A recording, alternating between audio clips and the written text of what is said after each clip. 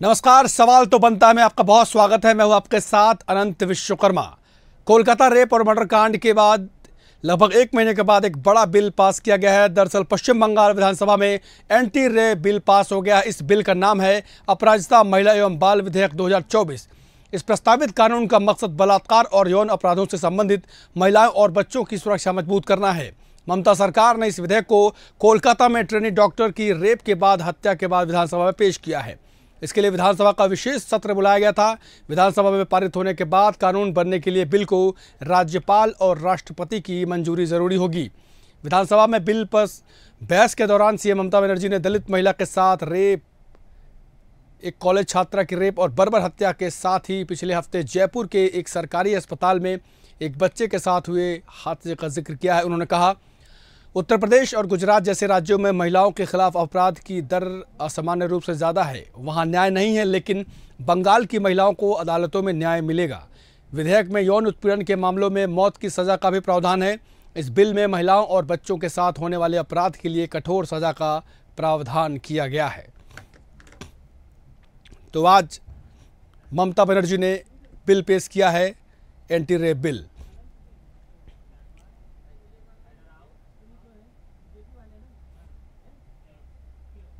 तो आइए अब ग्राफिक्स के जरिए समझते हैं कि आखिर इस बिल में क्या कुछ प्रावधान है और कितने दिनों में जो दोषी होगा उसको सजा दी जाएगी। तो आपको ग्राफिक्स के जरिए बताते हैं। एंटी रेप बिल के बारे में जानिए। इस बिल में रेप और हत्या के दोषी के लिए फांसी की सजा का प्रावधान है। चार्जशीट दायर करने के 36 दिनों के भीतर सजा सुनाने का प्रावधान है। पुलिस को 21 दिन में जांच पूरी करनी होगी। वहीं अपराधी की मदद करने पर 5 साल की कैद की सजा का भी प्रावधान है इस बिल में। बेहद अहम बिल, हर जिले में स्पेशल अपराजिता टास्क फोर्स बनाने का प्रावधान है।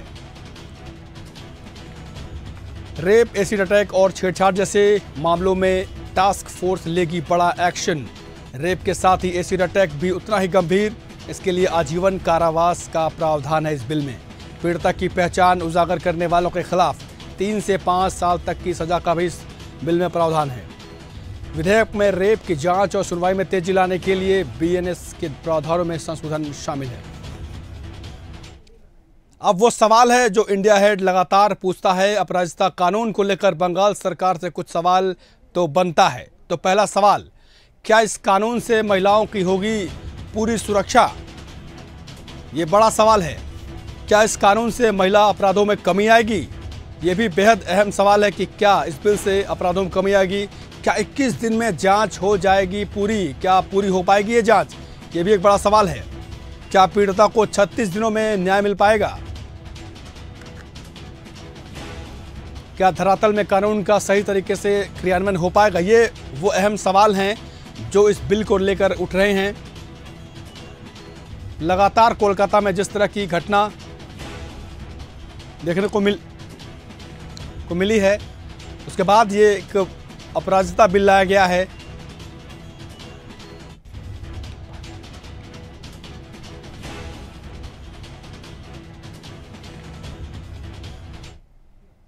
तो एक बेहद अहम बिल है। हालांकि इस पर सियासत काफ़ी हो रही है। क्या कुछ कहना है इसमें पार्टियों का, आपको सुनवाते हैं।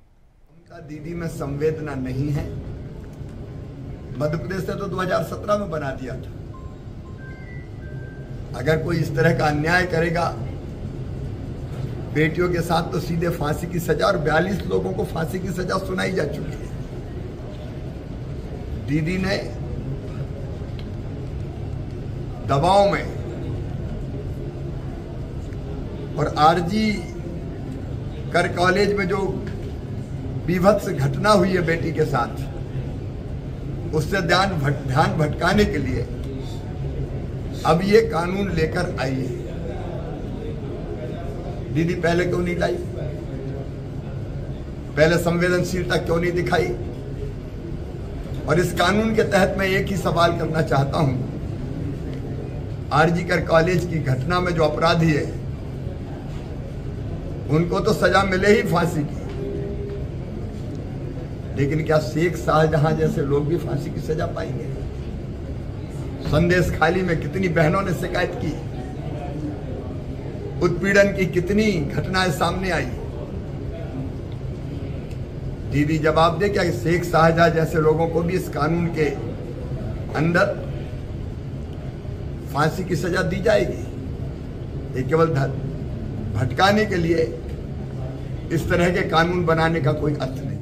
ममता बनर्जी ड्रामाबाजी कर रहे हैं और गैलरी शो कर रहे हैं, इसलिए ये जो लेजिस्लेशन उन्होंने लाए हैं, ये लेजिस्लेशन पूरी तरीके से असंवैधानिक है, क्योंकि भारत का संविधान बता रहा है, बाबा साहेब अम्बेडकर द्वारा तैयार किया गया संविधान बता रहा है कि अगर किसी चीज़ पे ऊपर स्टेट गवर्नमेंट और केंद्र सरकार दोनों लॉ लाते हैं, यानी लेजिस्लेशन आते हैं, बिल लाते हैं, तो केंद्र का आइन या लॉ प्रिवेल करेगा। ऑलरेडी न्याय संहिता के ऊपर न्याय संहिता है जो इम्प्लीमेंट भी हो चुका है और जिसमें जेल सेंटेंस का भी प्रावधान है। बिल को एग्जीक्यूशन करने का रेस्पॉन्सिबिलिटी जो बिल लाया उनको हम लोग तो सापट कर दिया, और मेरा अमेंडमेंट ले लीजिए। वो अमेंडमेंट में एविडेंस डिस्ट्रॉय करने का जो हादसा हुआ आरजीकर में, उसको प्रिवेंट करने का सुझाव है। एविडेंस डिस्ट्रॉय हो जाएगा तो कैसे कॉन्विक्शन होगा? वो 7 पॉइंट में पूरा कवर है, जैसे एविडेंस को डिस्ट्रॉय ना किया जाए, आरजीकर में एविडेंस को डिस्ट्रॉय किया जाए, फांसी किसको देगा? सबूत के ऊपर तो होगा, देश का कानून है। तो आज आपको बता दें कि आरजीकर के जो पूर्व प्रिंसिपल हैं उन्हें भी आज गिरफ्तार किया गया है, 3 अन्य लोगों को भी गिरफ्तारी हुई है। तो लगातार सवाल उठ रहा था जब से 8 और 9 अगस्त की रात जिस तरह की बर्बरता एक 31 साल की ट्रेनी डॉक्टर के साथ की गई थी, रेप के बाद जो हत्या की गई थी, उसके बाद से लगातार सरकार पर सवाल खड़े हो रहे थे। देश में उबाल था, देश में गुस्सा था, अभी भी वो थमने का नाम नहीं रहा। लगातार बंगाल की बात करें तो वहाँ भी लगातार प्रोटेस्ट जारी है। बीजेपी ने आज प्रोटेस्ट किया है, साथ ही बीजेपी नेताओं के आपने बयान सुने, क्या कुछ कहना है उनका। उन्होंने लगातार ये ममता दीदी पर सवाल उठाया है कि इतनी देरी क्यों कर दी, क्यों वो अभी जागी हैं। और बीजेपी के नेताओं का तो ये भी कहना है कि ये एक डैमेज कंट्रोल की कोशिश है, क्योंकि लगातार ममता बनर्जी के इस्तीफे की मांग हो रही थी पूरे देश में और पूरे अलग अलग राज्यों में। ये लगातार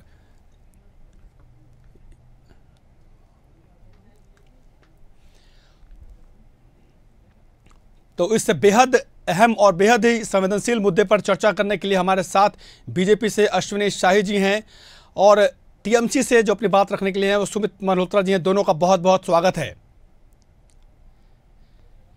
सबसे पहले मेरा सवाल है टीएमसी से ही, क्योंकि ममता दीदी ने आज एक बिल पेश किया है।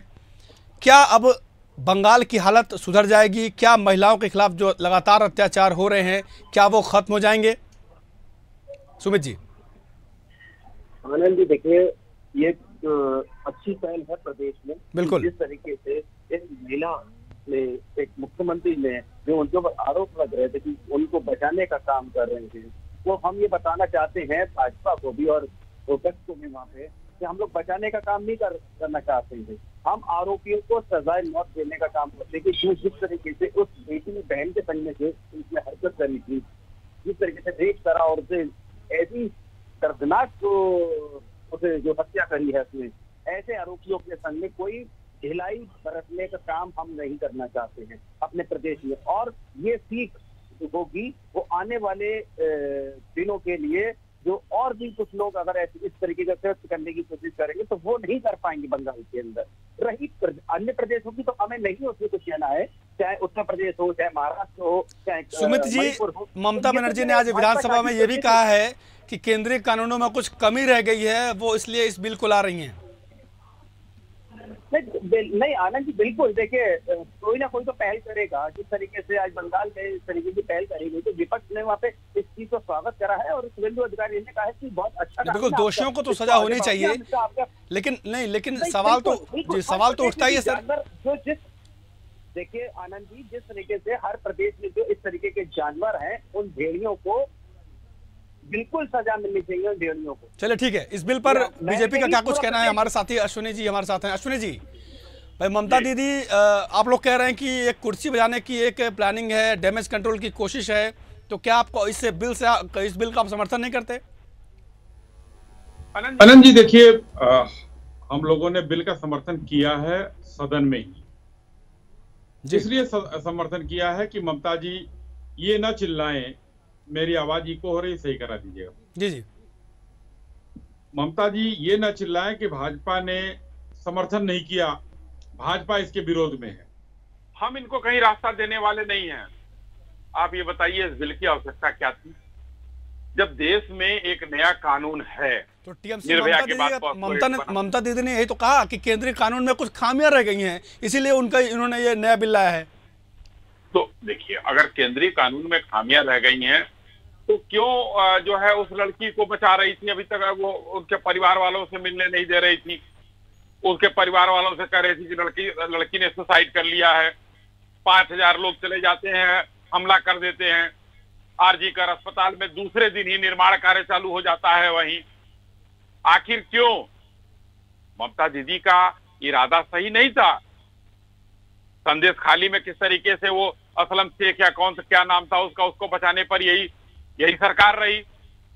चाहे वो अणुव्रत हो, चाहे कोई बलात्कारी हो, ये सबको बचाने का काम बंगाल में ममता दीदी करती है। सुमित जी, आपकी जो सरकार है बंगाल में, ममता बनर्जी लगातार ऐसे अपराधियों को बचाती हैं, ये कहना है बीजेपी का।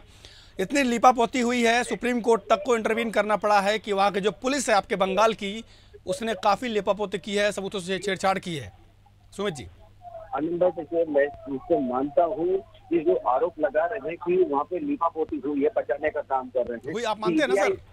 देखिए जी, हमें सुनिए आनंद जी, हम लोगों ने टाइम मांगा था, पर उस टाइम से पहले ही सीबीआई एंटर कर गई ही अपने केस को हैंडल करने के लिए। तो वो तो आना ही पड़ेगा सर, वो तो आना ही पड़ेगा। अगर बंगाल की पुलिस अगर मामले को नहीं संभाल पा रही है तो सीबीआई को तो आना पड़ेगा। तो अब 16 दिन से ज्यादा हो गए, सीबीआई क्या कर रही है? केंद्र की सरकार सर, बंगाल की पुलिस ने क्या किया? है तो सेंट्रल फोर्स सीबीआई क्या कर रही है? क्या कर रही है? तो अभी तक केस को पूरा हैंडल नहीं कर भाई, सीबीआई पर सवाल उठाने से पहला सवाल तो आप पे उठता है कि आपके बंगाल पुलिस ने क्या किया, वहां की सरकार ने क्या किया। सुप्रीम कोर्ट अगर इतनी तल्ख टिप्पणी करता है सरकार के लिए, तो ये तो सोचने वाली बात है ना सर। आनंद भाई, एक चीज को मुझे बताइए, चलिए मैंने मान लिया कि बंगाल पुलिस फेल हो गई, क्यों केंद्रीय गृह मंत्री शांत बैठे रहे, क्यों देश के प्राइम मिनिस्टर शांत बैठे रहे, क्यों मौन धारण कर रही है? इसके पर कौन जवाब देगा? अश्विनी जी जवाब देंगे, बीजेपी वाले हैं जी, जवाब दीजिए इनके आरोपों के। नहीं अश्विनी भाई, सुन लीजिए आनंद जी, अश्विनी भाई हमारे जवाब देंगे। पर आज एक मुद्दा ये भी है कि मणिपुर के ऊपर कौन बात करेगा, महाराष्ट्र के ऊपर कौन बात करेगा? बिल्कुल, हम लगातार बात करते हैं सर, लेकिन आज फिलहाल मुद्दा जो है वो बंगाल का मुद्दा है, तो मैं चाहूंगा कि आप मुद्दे पर ही रहें। अश्विनी जी, लगातार टीएमसी आरोप लगा रही है, सीबीआई पर आरोप लगा रही है, वो केंद्र सरकार पर आरोप लगा रही है, क्या कर रहे हैं आप लोग? आनंद भाई, मुद्दा ये भी है। सुमित भाई थोड़ा सा रुकिए आप, अश्विनी जी को अपनी बात रखना। जी बताइए। अश्विनी जी, दो ही लोग हैं, एक एक करके बोल लेंगे। सुमित भाई, बिल्कुल, मैं चाहता हूँ कि सार्थक चर्चा हो, ना कि बस हल्ला हो। जी बोलिए अश्विनी जी, बोलिए। मुद्दा एक वो भी है, बनारस के जो 3 लड़के भाजपा के IT के थे, उन्होंने रेप करा और उन्हें कोर्ट के द्वारा भाजपा ने रिहा कराया है। क्यों बेल करा दी, क्यों उसमें छुड़वा दिया? देखिए, अब अगर पुराने मुद्दे पे जाएंगे तो आप पे सवाल उठेंगे सर। संदेश खाली में क्या हुआ है किसी छुपा नहीं है, इसलिए मैं चाहता हूँ, इसलिए मैंने पहले भी कहा कि मुद्दा आज की जो डिबेट उस पर आप चर्चा करेंगे। जी चलिए, आपने बोल दिया अश्विनी जी बोलिए। आनंद जी देखिए सुमित जी एक मिनट बस, आपको जवाब मौका मिलेगा। अश्विनी जी बोलिए। देखिए आनंद जी, सुमित भाई की बौखलाहट ये बता रही है, मेरे अच्छे भाई मित्र हैं जी, लेकिन बौखलाहट आज बता रही है कि किस तरीके से टीएमसी की सरकार इस समय बौखलाहट में है। इन्होंने बंगाल छोड़ कर दिया, मणिपुर चले गए, वहां चले गए, सब जगह की घटनाएं सुमित भाई दुखद है, निंदनीय है। बिल्कुल, इसका मतलब ये नहीं कि अगर मणिपुर में कुछ गलत हुआ तो आपका सही है, वहां बनारस में कुछ गलत हुआ तो आपका सही है, उसके आड़ में आप मत छुपिए, वो भी गलत है। और दूसरी बात, जो बनारस की बात आप बार बार जिक्र कर रहे हैं, बनारस में अगर न्यायपालिका ने उनको छोड़ दिया, न्यायपालिका ने उनको सजा दे दी, उसमें सरकार का कोई दोष नहीं है, ना सरकार का कोई हाथ है। आपको अगर न्यायपालिका पर भरोसा नहीं है तो अच्छी बात है। तीसरी बात जो आता हूं मैं, अब आपको मुद्दे पर ले आता हूं, जो बंगाल के केस में सुप्रीम कोर्ट के द्वारा सीबीआई वहां पर नियुक्त की गई है। अब सीबीआई सुप्रीम कोर्ट के लिए जवाबदेह है।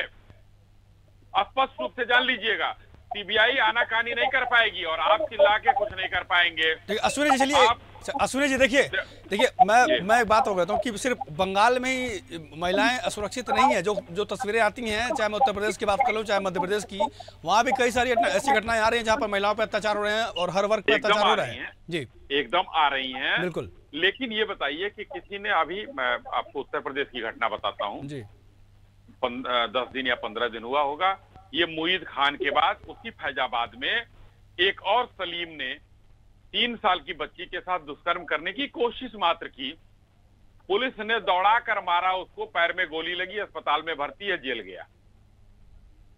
उत्तर प्रदेश में नवाब की घटना, डीएनए टेस्ट की मांग हुई फैजाबाद में, लेकिन डीएनए टेस्ट वहां भी कराया गया, मिल गया, लेकिन अखिलेश यादव नहीं। मैंने ये सवाल इसलिए किया क्योंकि ममता बनर्जी ने आज कहा है विधानसभा में कि जो चाहे वो यूपी हो चाहे वो गुजरात हो, वहां लगातार इस तरह के मामले सामने आते हैं, लेकिन वहां की सरकारें कुछ ज्यादा करती नहीं है। सवाल इसलिए थोड़ा जवाब देने का मौका दीजिए। बोलिए सुमित भाई, हमारा समय खा जा रहे हैं थोड़ा सा, तो उनको मौका दिया जाएगा सर पूरा। उत्तर प्रदेश में कभी भी योगी सरकार ने भ्रष्टाचार और अपराध से 0 टॉलरेंस रखा है।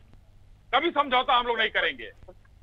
कोई भी घटना होती है, दुखद होती है, हम उसके साथ वहां, अब देखिए 2 घटनाएं हुई, एक फर्रुखाबाद में घटना हुई। चलिए ठीक है, वहां पर देखिए, वहां तो आपके योगी जी हर चीज में वो चलाते हैं, बुलडोजर, जिस पर सुप्रीम कोर्ट ने भी अब इंटरवीन किया। जी सुमित जी, जवाब दे, सुमित जी पर भी जवाब आप ले लीजिए। जी नहीं, अब रुकिए ना, अब कलकत्ता की बात करते हैं ना सुमित जी। चलिए नहीं, क्या देखिए क्या आप सुमित जी, क्या आपको लगता है कि ममता बनर्जी ने काफी देर कर दी? क्या आपको लगता है कि पीड़ितों से मुलाकात करने में काफी वक्त लग गया? और क्या आपको लगता है कि इस कानून के आने से सब कुछ ठीक हो जाएगा? और क्या ये भी लगता है कि 21 दिनों में, पूरी 21 दिनों में दोषी को सजा मिल जाएगी? आपको ये भी लगता है क्या? देर नहीं पाया है, पर इससे हम लोगों को वहाँ पे और मजबूती मिलेगी। महिलाओं के प्रति जो कानून आया है बहुत बढ़िया आया है, जो भाजपा को भी समर्थन करा है भाजपा ने भी। पर हमारे भाई ने जो कहा है अभी, हमारे अश्विनी भाई ने, मैं उनका, मेरे बड़े भाई मैं सम्मान करता हूँ। कहीं ना कहीं देखिए, हम लोग को एक होकर के काम करना पड़ेगा। महिलाओं के विरुद्ध जो हो रहा है पूरे देश में, उसको लेकर के एक होकर के काम करना पड़ेगा। मेरा प्रदेश, आपका प्रदेश भी, हम लोगों को सबको भूलना पड़ेगा। माननीय प्रधानमंत्री, ठीक है सुमित जी, बता दीजिए कि ये कानून लागू कब से हो रहा है? देखिए बीच में खुद का है 10 दिनों के अंदर आज पारित हुआ है, और अब अगर कोई भाजपा इसका अड़ंगा न लगाए तो हम चाहते हैं कि इसको कानून को अच्छे तरीके से इम्प्लीमेंट करके हम लोग उसे सजा मौत का। तो मैं तो आपसे पूछ रहा हूँ ना सर, ठीक है आप लोगों ने देर कर दी बिल लाने में, बिल पास हो गया, अब ये कब कानून की शक्ल कब लेगा? ये 10 से 15 दिन के अंदर पक्का आप यहाँ कह रहे हैं? देखिए चलिए अश्विनी जी, चलिए ये तो कह रहे हैं कि भाई उन लोग जल्दी काम कर रहे हैं, बस खाली आप लोग बीजेपी वाले आरोप लगाते हैं। आनंद जी, ये बिल पश्चिम बंगाल निवासियों के लिए सिर्फ धोखा मात्र है।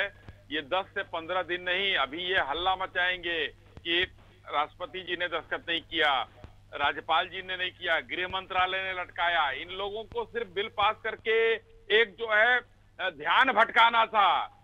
इनके कार्य क्षेत्र की चीज ही नहीं है वो। ये केंद्र में जाएगा, ये वहां से पास होगा, और ये वही हल्ला मचाएंगे कि हमने तो बिल पास कर दिया, केंद्र ने लटका दिया। भाई केंद्र में जो है बिल, केंद्र के जो निर्भया के बाद पॉस्को एक्ट बना था, उसके बाद जो बलात्कारियों पर 12 साल से नीचे की बच्ची की वो साथ बलात्कार पर फांसी की सजा और 20 साल की कैद, 16 साल पर क्या है? सर घटनाएं तो फिर भी हो रही हैं, घटना तो लगातार। सुनिए एक मिनट सुनिए, हमारे साथ एक कानून की जानकार हैं, सुप्रीम कोर्ट के लॉयर हैं कनिका जी, उनका मैं बहुत स्वागत करता हूं। कनिका जी, ये जो कोलकाता का मामला है उसे आप लगातार देख रही हैं, इस मामले में सुप्रीम कोर्ट को भी आना पड़ा, काफ़ी सख्त टिप्पणी की गई है, लेकिन आज ममता बनर्जी ने एक नया एंटी रेप बिल लाया है, इसे आप किस तरह से देखती हैं और उसके कानूनी जो दावपेच हैं जरा वो हमारे दर्शकों को समझाइएगा। कनिका जी।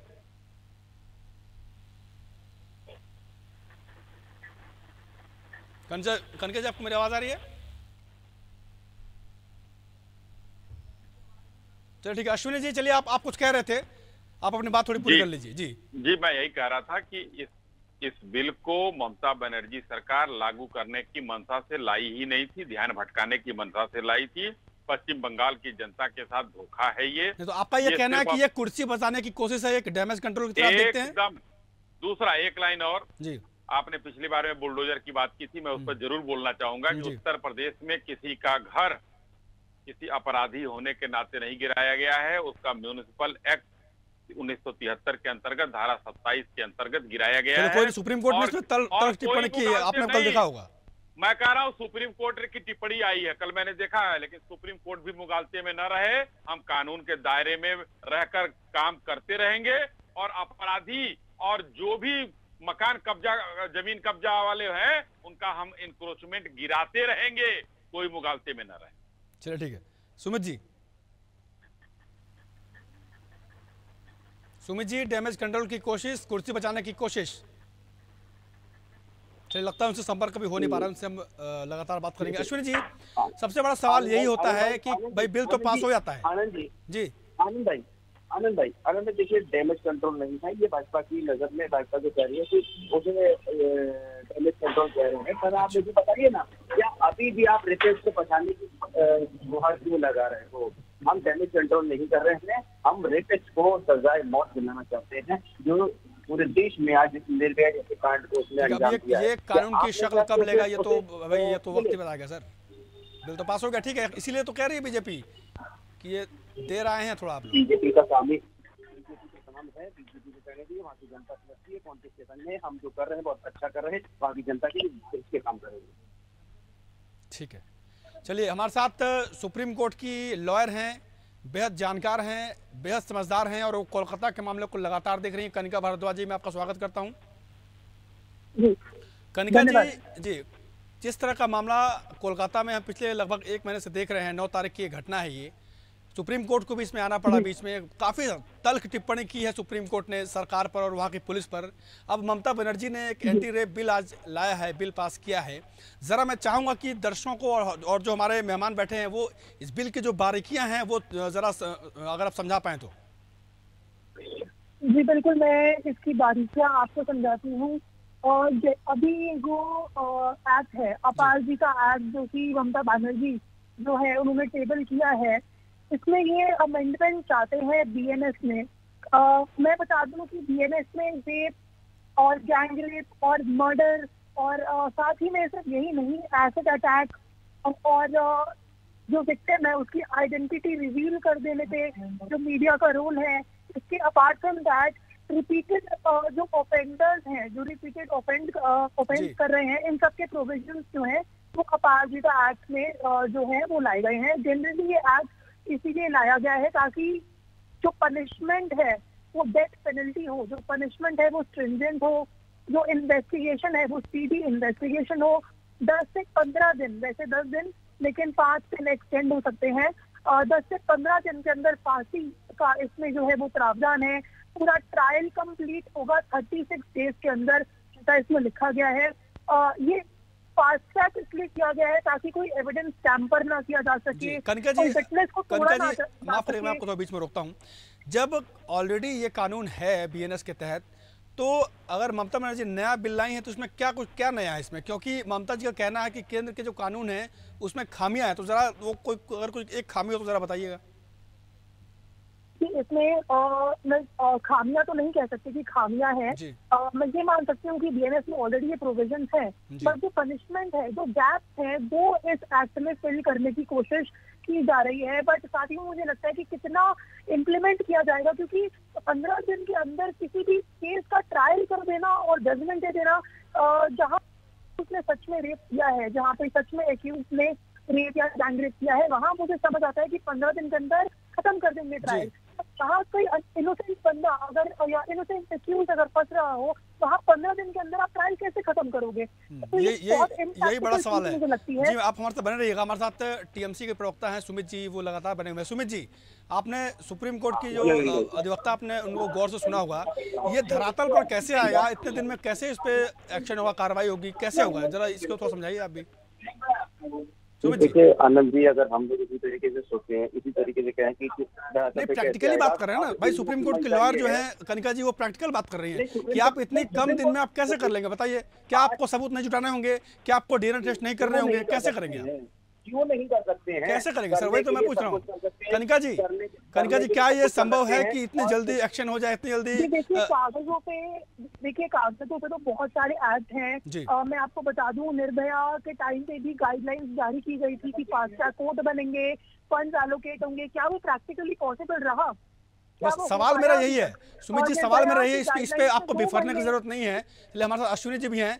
देखिए अश्विनी जी, आपने भी सुना होगा सुप्रीम कोर्ट के जो माननीय अधिवक्ता हैं, उन्होंने कहा कि भाई धरातल पे कैसे, ये जल्दबाजी वाला काम है, ये धरातल पर आएगा कैसे ये?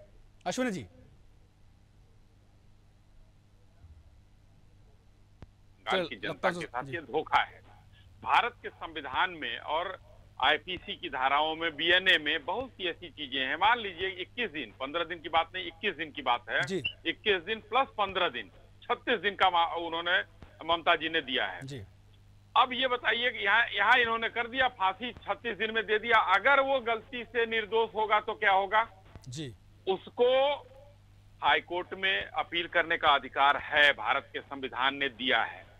वहां भी अगर वो हार जाता है तो सुप्रीम कोर्ट जाने का अधिकार है। बिल्कुल। तो 36 दिन में आप कैसे कर सकते हैं कि 15 दिन और 21 दिन और 36 दिन में आप जो है फांसी दे दिए और वो निरपराध हुआ तो ऊपर जाएगा? वो अब सुप्रीम कोर्ट और हाई कोर्ट में, अगर कनिका जी वहां की वकील हैं तो इनको पता कि क्या स्थिति है, वहां पर कितने दिन बाद ट्रायल होता है, कितने दिन बाद वहां मुकदमे सुने जाते हैं, डेट लगती है। तो कैसे आप कर सकते हैं? संभव नहीं है प्रैक्टिकली। तो ममता जी ने, इसीलिए मैंने कहा कि ये आज अपनी कुर्सी बचाने के लिए, सभी घटनाओं से ध्यान भटकाने के लिए ये बिल आया। पश्चिम बंगाल की जनता के साथ धोखा है। चलिए ठीक है सुमित जी, लास्ट कमेंट में आपका जानना चाहूंगा भाई, जो प्रैक्टिकल जो सवाल हैं वो तो सवाल है ही सर, कैसे करेंगे इतनी जल्दी? आनंद जी, देखिए भाजपा का काम है आरोप लगाना, प्रत्यारोप करना। नहीं, बात आरोप की नहीं है, यहाँ पर सुप्रीम कोर्ट के लॉयर भी मौजूद है, वो भी तो बता रही है कि भाई इतनी जल्दी कैसे आप लोग ट्रायल कर लेंगे सर?